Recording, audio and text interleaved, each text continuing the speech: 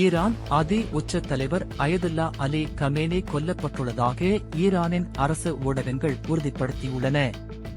முன்னதாக இஸ்ரேல் மற்றும் அமெரிக்க தாக்குதலில் அவர் கொல்லப்பட்டதாக இஸ்ரேல் பிரதமர் மற்றும் அமெரிக்க ஜனாதிபதி அறிவித்திருந்தனர்.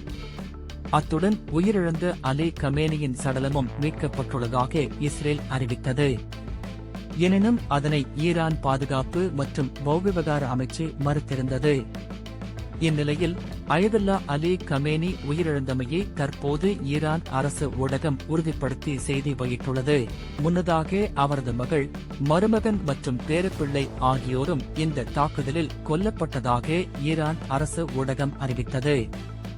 இதேவேளை ஈரானில் 40 நாட்கள் பொதுத்துக்க காலம் அறிவிக்கப்பட்டுள்ளதாக அந்நாட்டு அரசு ஊடகங்கள் தெரிவிக்கின்றன. அத்துடன் 7 நாட்களுக்கு அங்கு பொது விடுமுறையும் அறிவிக்கப்பட்டுள்ளது. இஸ்ரேல் மற்றும் அமெரிக்காவின் தாக்குதலில் ஈரானில் 40 அதிகாரிகள் கொல்லப்பட்டுள்ளனர். அவர்களில் 6 சிரேஷ்ட பாதுகாப்பு அதிகாரிகளும் அடங்குவதாக தெரிவிக்கப்படுகின்றது.